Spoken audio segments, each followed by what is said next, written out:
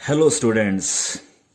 तो बच्चों, आज हम स्टडी करेंगे electric field intensity on axial line of electric dipole.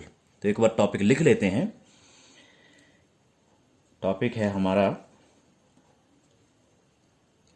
Electric field intensity on axial line of electric dipole. ठीक है। तो इसमें तीन बातें हैं टॉपिक में। एक तो इसमें इलेक्ट्रिक डाइपोल होगा, एक उसकी एक्सियल लाइन होगी, और उस एक्सियल लाइन पे हम लोग electric field intensity find out करेंगे। तो सबसे पहले हम एक डाइपोल बनाते हैं। तो हमारा एक पॉइंट ए है यहाँ पे, और एक हमारा पॉइंट दूसरा है बी यहाँ पे। तो ए पॉइंट पे हमारा चार्ज है -Q और बी पॉइंट पे हमारा चार्ज है +Q। ये हमारा डाइपोल हो गया। तो ये जो है सेंटर है, सेंटर किसका है? डाइपोल का। अगर ये सारा डिस्टेंस ए से लेकर बी तक का अगर हम 2a ले लें तो ऑटोमेटिकली ये हाफ डिस्टेंस ए बनेगा, और ये भी हाफ है तो ये ए बनेगा। ठीक है। तो ये हमारा डाइपोल है जिसके बीच का जो मीडियम है यहाँ पे वो एयर है या वैक्यूम है। अब एक्सियल लाइन बनाएंगे तो एक्सियल लाइन कैसी होगी? एक स्ट्रेट लाइन होगी जो ए को भी कनेक्ट करेगी, बी से भी पास करेगी और सेंटर से भी पास करेगी, स्ट्रेट भी होगी ना। तो ये हमारी है एक्सियल लाइन। एक्सियल लाइन किसकी है? इलेक्ट्रिक डाइपोल की है। ठीक है। अब हम इस किसी पॉइंट यहाँ पे मान लेते हैं P पॉइंट है, तो हम यहाँ पे P पॉइंट पे ये पता करेंगे कि ये दोनों टोटल कितनी इलेक्ट्रिक फील्ड बना रहे हैं। एक फॉर्मूला बनाएंगे। तो हमारा ये एज्यूम कर लेते हैं कि हमारा P point centre of dipole से कितना दूर है? वो R डिस्टेंस की दूरी पे है। ठीक है ना बच्चों। तो यहाँ भी वैक्यूम है। तो अब हमारी स्टडी शुरू होती है। चलिए, तो पहली बात हमारी इसमें क्या है? फर्स्ट पॉइंट क्या है कि हमें E+Q निकालना है। तो E+Q क्या मतलब है कि हमने P पॉइंट पे फील्ड इंटेंसिटी निकालनी है ड्यू टू दिस चार्ज।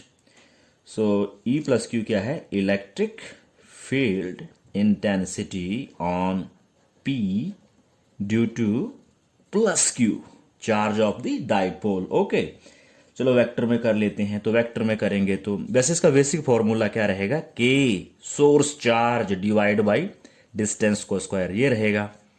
ठीक है। तो ये मैग्नीट्यूड रहेगा इस पॉइंट पर इसकी फील्ड का, और इसकी डायरेक्शन कैसे बनाएंगे? फील्ड कहाँ को बनेगी इस पॉइंट पे? इसकी बाहर को, क्योंकि अगर हम यहाँ पे टेस्ट चार्ज रखते तो रिपेल होकर वो इस डायरेक्शन में जाता। तो इस डायरेक्शन में हमारा E+Q वेक्टर बनेगा। ये डायरेक्शन कहाँ है इसकी?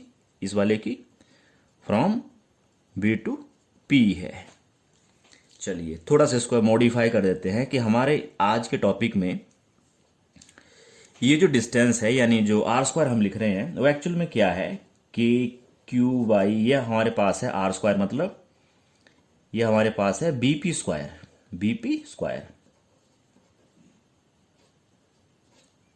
From point B two point P। Okay. और Q को हमने यहाँ +Q लिख सकते हैं क्योंकि हमारा सोर्स चार्ज इस बार +Q है। तो कुल मिला के हमारा ये KQ बनता है BP² है। तो ये जो हमारा BP है एक्चुअल में ये कैसे लिखा जाएगा?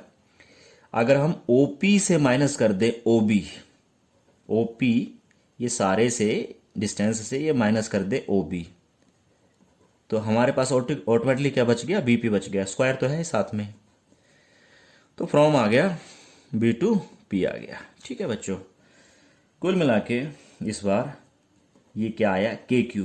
अब OP कितना है? OP कितना अज्यूम किया था हमने? R अज्यूम किया था, माइनस और OB², यानी OB² मतलब हमारा A का स्क्वायर होगा।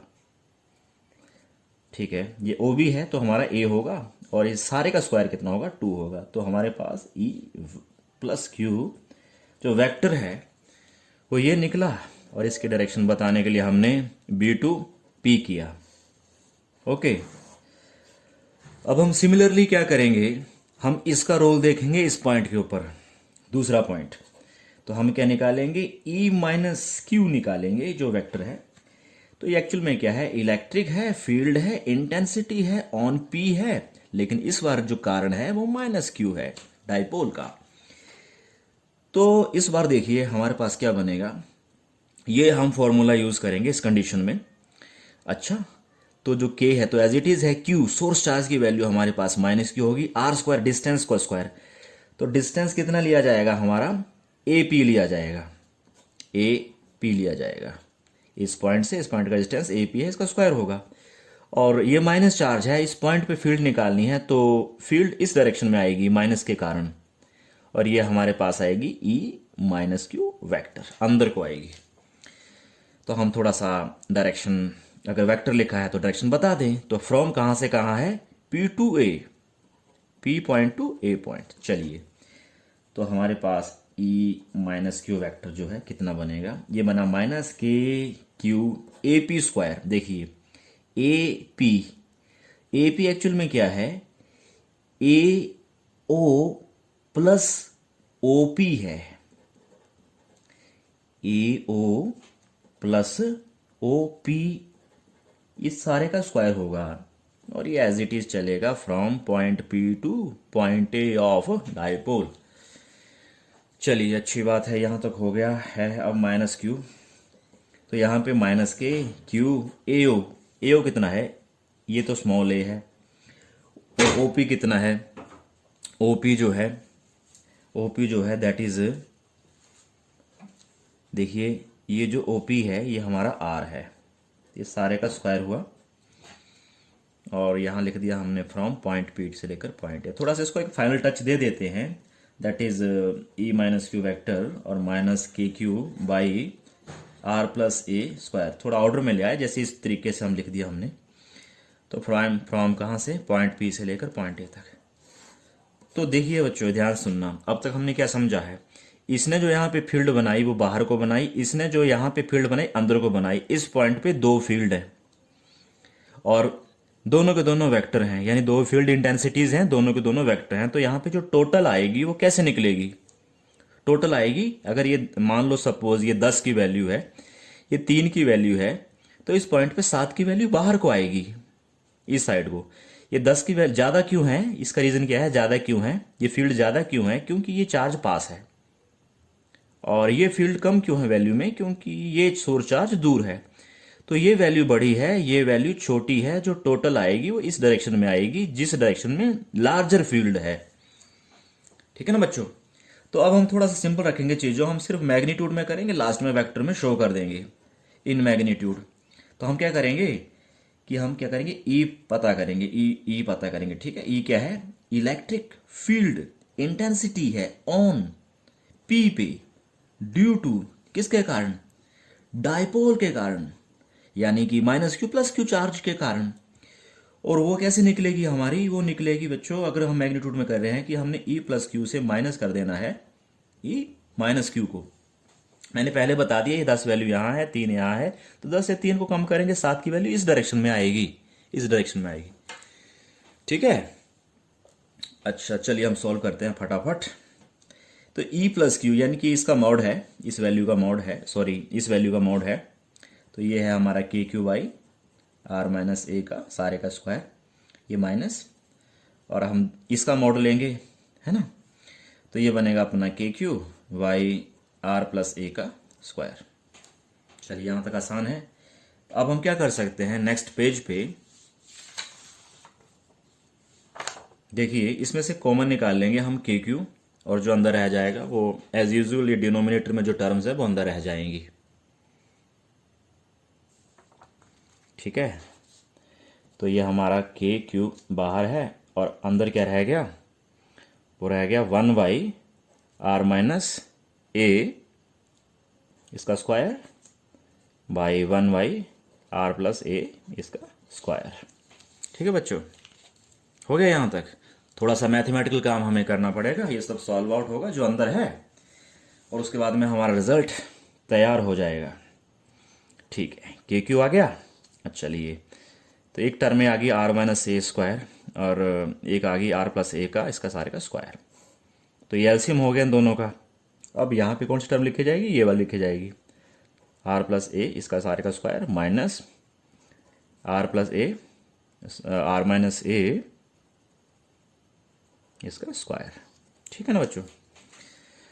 ओके, के क्यू एज इट इज जो बाहर है ये सॉल्व आउट होगा, ये बनेगा R square plus A square plus 2RA minus, और ये बनेगा R square plus A square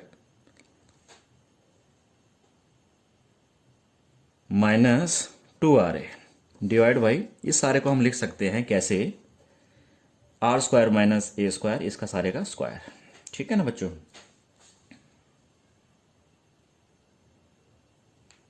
okay, अब देखना क्या होता है, के क्यू ये तो कट जाएगा क्योंकि माइनस है, ये भी कट जाएगा क्योंकि यहाँ माइनस है, ये 2RA है माइनस माइनस 2RA है, तो यहाँ बन जाएगा आपका 4RA divide by R square minus A square का स्क्वायर। ठीक है। अब थोड़ा ध्यान से देखना मैं क्या कर रहा हूँ, मैं इसको के क्यू 2 × 2RA कर रहा हूँ और यहाँ पे लिख रहा हूँ नीचे R square minus A square सारे का स्क्वायर। अब हमने जो स्टडी किया है वो हमने क्या स्टडी किया है कि जो इलेक्ट्रिक डाइपोल मोमेंट होती है, यानी जैसे हम P से शो करते हैं, वो Q2A होती है। इलेक्ट्रिक डाइपोल मोमेंट जो होती है डाइपोल की वो होती है Q2A। ठीक है, तो इसमें ये हमारा Q है, ये हमारा 2 है और ये हमारा A है, तो ये सारा। तो बच्चों अब हम यूज करेंगे इसके अंदर डाइपोल मोमेंट के कंसेप्ट को। ठीक है, तो जैसे कि हमने डिस्कस कर ही लिया था कि ये Q और 2 और A जो बनेगा P बनेगा, तो ये हमारा जो लास्ट स्टेप आया था इसमें कुछ चेंजेस हो गए, Q2A का रिप्लेसमेंट हमारे पास P आ गया, बाकी क्या बचा 2KR बचा, 2KR बचा, यहाँ लिख दिया R, और डिनोमिनेटर में as it is R square minus A square इस सारे का स्क्वायर ऐसे। ठीक है, अच्छा अब हम इसे वेक्टर फॉर्म में लिखेंगे, इन वेक्टर फॉर्म। तो वेक्टर फॉर्म में कैसे लिखेंगे, जैसे ये ई वेक्टर बन गया, ये तो सारा मैग्नीट्यूड ही बनेगा 2KPR divide by R square minus A square का स्क्वायर। अब ये जो ई वेक्टर है इसकी डायरेक्शन कहाँ को है, फ्रॉम B टू P है, जैसे हमने डायग्राम में देखा था, तो फ्रॉम B टू P है। तो एक पॉइंट ये आ गया हमारे पास। अब देखिए ध्यान से, हमारा जो डाइपोल मोमेंट है जो हमारी फिगर में वो माइनस से प्लस Q की ओर होता है, जैसे हमने स्टडी कर रखा है, और हमारी जो इलेक्ट्रिक फील्ड है टोटल वो भी हमारी इस ही डायरेक्शन में आ रही है।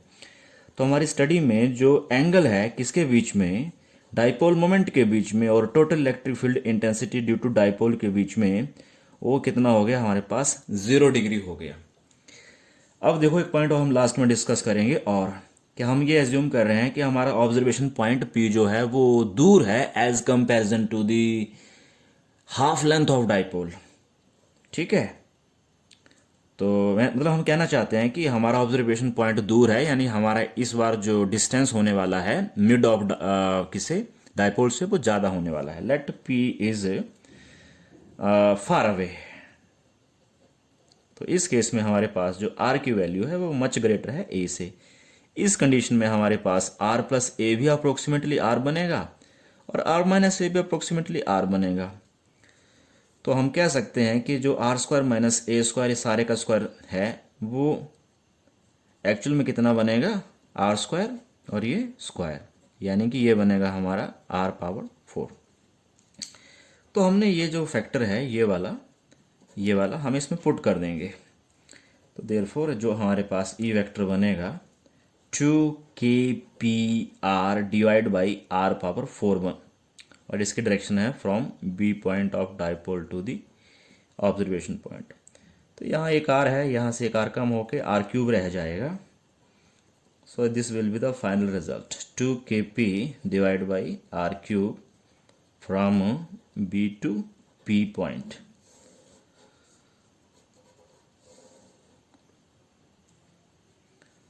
और ऑटोमेटिकली अगर हम इसकी यूनिट्स की बात करें तो इसकी यूनिट न्यूटन पर कूलाम में आएगी, क्योंकि ये सारी जो टर्म है हमारी ये एक्चुअल में फोर्स पर यूनिट चार्ज ही है, लेकिन इसका प्रेजेंटेशन हमने in form of dipole moment, in form of force constant, in form of distance करा हुआ है. So thank you for watching this video.